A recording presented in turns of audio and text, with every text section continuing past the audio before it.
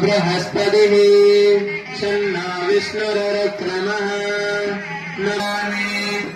रतं वदिष्यामि सत्यं वदिष्यामि तन्मामवतु तद्वक्तारमवतु अवतु माम् अवतु वक्तारम् ॐ शान्ति शान्ति शान्तिः सह नो यतः सनो ब्रह्मवर्चसम् अथातस्य गोरिताय उपनिषदं व्याख्यास्यामः पञ्चश्लोकम् आपस्सन्धिः वैद्युतसन्धानम्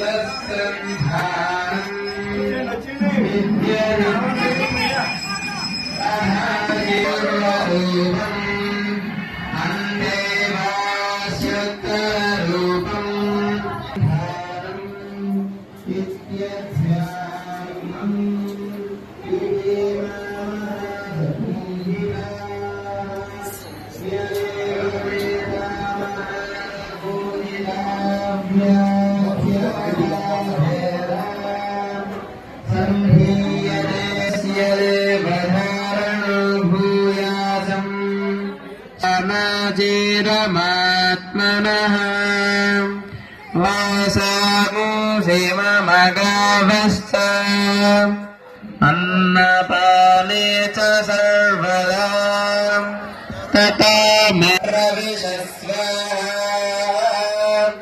तस्मिन् सहस्रशाखे निभगाहं द्वयमृजे स्वाहा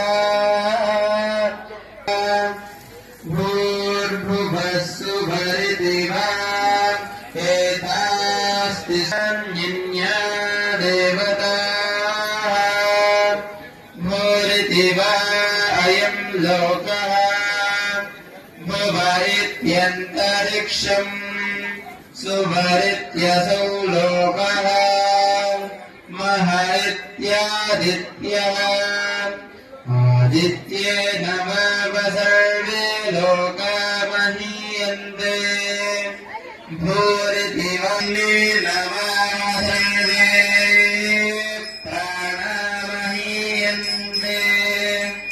तावरेताश्चतस्रो व्याहृतयः तायो वेद प्रवेद ఈ ప్రకృతి మనందరికీ తల్లి కానీ ప్రకృతిని జాగ్రత్తగా చూసుకోవాలి. చెట్లని అనవసరంగా నడకూడదు, పక్షుల్ని చంపకూడదు, పశువుల్ని చంపకూడదు. ఇవన్నీ చేసే పని ఎవరు చేస్తారని ఎవరిని చేసేది? చెట్లను నరికేదారు మనమే, నీళ్ళని పాడు చేసేదేవారు మనమే, నేలని పాడు చేసేది మనమే, గాలిని పాడు చేసేదేవారు. అన్ని మంచి పనులు చెప్తే అంతా మనమే, ఏమి చెప్పినా అన్ని మనమే చేస్తున్నాం. ఇలాంటిది తగదు అని మనకి రామానుజులు గారు 1000 ఏళ్ల క్రితం చెప్పారు. జాగ్రత్తగా కాపాడండి, దాన్ని పరిరక్షించండి. అది బాగుంటే మనం బాగుంటుంది. మనం ఉంటే చెట్టు కొమ్మని మనమే నరుక్కుంటే ఏమవుతాము? కింద పడతా ఎముకలు ఎదుగుతాయి. మనకి బతుకునిచ్చే ప్రకృతిని మనం పాడు చేస్తే అది మనకే నష్టం జీవితంలో. ఇది మనకి మహానుభావుడు అప్పుడు చెప్పారు. మనుషులందరినీ సమానంగా గౌరవించాలి. మన ధర్మాన్ని మనం ఎప్పుడు మర్చిపోకూడదు, మనం ఎప్పుడు వదలకూడదు. మన ధర్మాన్ని మనం జాగ్రత్తగా కాపాడుకుంటూ ఉండాలి. అలానే అది కాకుండా ఇతర వాళ్ళని మేము సూచించక్కర్లా, వాళ్ళని గౌరవించండి, మీరు పాటించుకోండి. సమాజంలో రకరకాల మనుషులు ఉంటారు కదండి, రకరకాల విశ్వాసాలు కలిగిన వాళ్ళు ఉంటారు. ఎవరి విశ్వాసాన్ని వారు నమ్ముకోవచ్చు, పాటించవచ్చు. కానీ ఇతరుల విశ్వాసాన్ని ఎప్పుడు కూడా దూషించకూడదు. కానీ మన సమాజంలో అలా లేవు ఈవేళ కదా. కొంతమంది మనం విగ్రహ రూపంలో భగవంతుడిని పూజిస్తాం, కానీ ఆ విగ్రహాన్ని ఆక్షేపించే వాళ్ళు కూడా సమాజంలో కొందరు ఉంటారు కదా. విగ్రహారాధన పనికిరాదు, ఈ విగ్రహాన్ని పూజించకూడదు, ఈ విగ్రహాన్ని పూజిస్తే వాళ్ళంతా నరకానికి పోతారు ఉంటారా ఉంటారు అలాంటి వాళ్ళు కూడా. అలా అనొచ్చా ఆరాధించడానికి? అనకూడదు. కానీ వాడి బాబా ఆ విషయం తెలియదు. ఇప్పుడు మన కుటుంబంలో మీరు నలుగురు ఉన్నారనుకోండి, మీ కుటుంబంలో నలుగురికి ఒకే రుచి ఉంటుందా? నలుగురికి ఒకే రంగు అలవాటు ఉంటుందా? ఉండదు.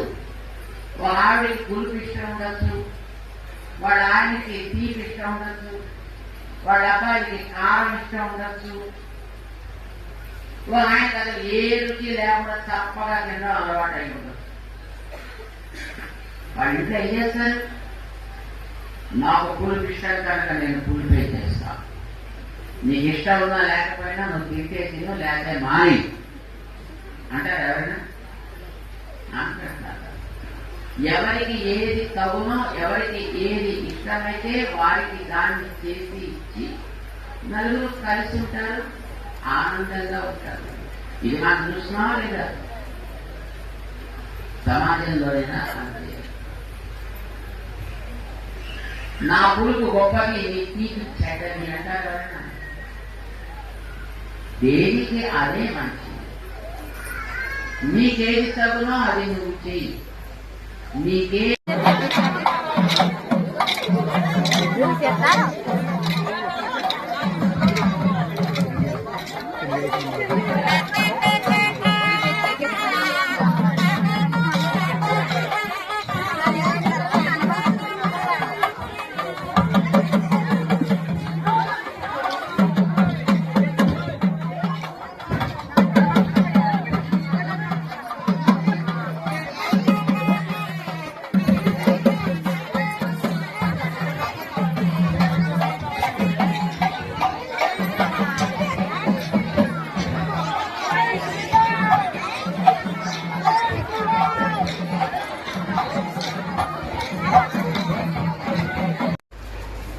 ఈవేళ శనివారం వెంకటేశ్వర స్వామి వారంటే చాలా మందికి శనివారం ఏదో చెయ్యాలి మన ఆయనకి అని అనిపించే రోజు. విశేషించి ఈవేళ ప్రపంచ మహిళా దినోత్సవం.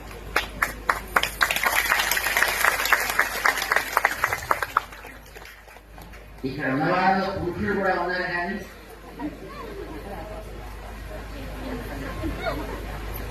కొద్ది మెంబర్ ఉన్నారు. ఇక్కడ మెజారిటీ అంతా ఎవరు?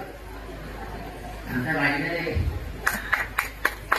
ఇలాంటి అందరికీ కూడా ఒక పండుగ ప్రపంచ మహిళా దినోత్సవం. మహిళలకి కూడా ఒక అధికారాన్ని ఇచ్చి రామానుజాచార్యుల వారు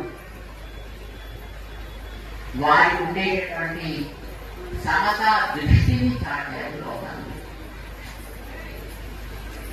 ఇది కూడా దేవుని దగ్గర వారు నేర్చుకున్నారు.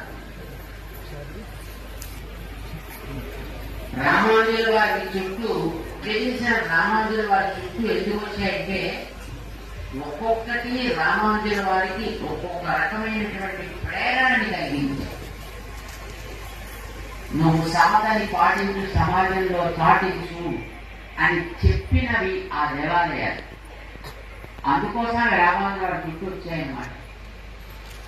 అందులో ఒక ఆలయం ఉంటుంది, అది కూడా శ్రీరంగానికి కొంచెం ప్రక్కనే ఉంటుంది. దాని పేరు తిరువెళ్ళరై. ఏమంటారని? తిరువెళ్ళరై, శ్వేతగిరి అని అంటారు. ఆలయంలో పెత్తనంతా అమ్మవారిదే. అయ్యవారు ఉంటారు, ఊరికనే ఉండాలి కనుక, కానీ పెత్తనం చేసేదంతా అమ్మవారే, లక్ష్మీదేవి. ఆ లక్ష్మీదేవి ఎంత చెబితే అక్కడ అంతే జరుగుతుంది. అయ్యవారు చెప్తే ఏం జరగదు. మా ఇళ్ళలో కూడా అంతే అనుకోండి.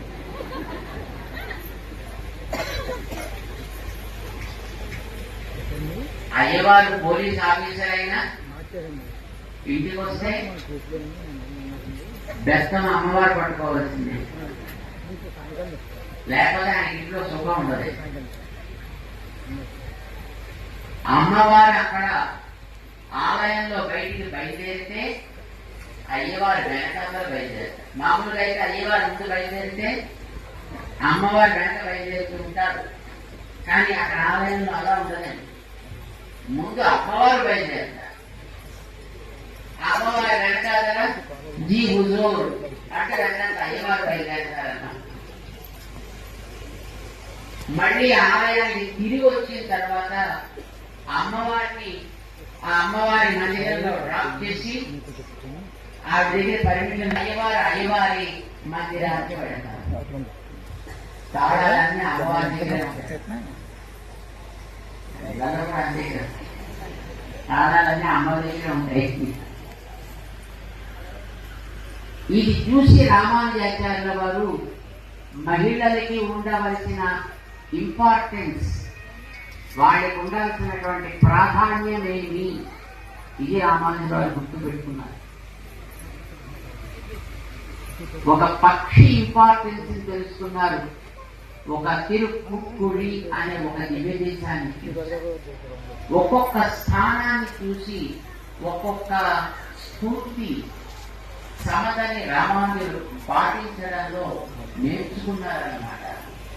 అట్లాగా రామానుజుల సమాజానికి ఎంతో ఉపకారం చేసి 120 సంవత్సరాల కాలం వారు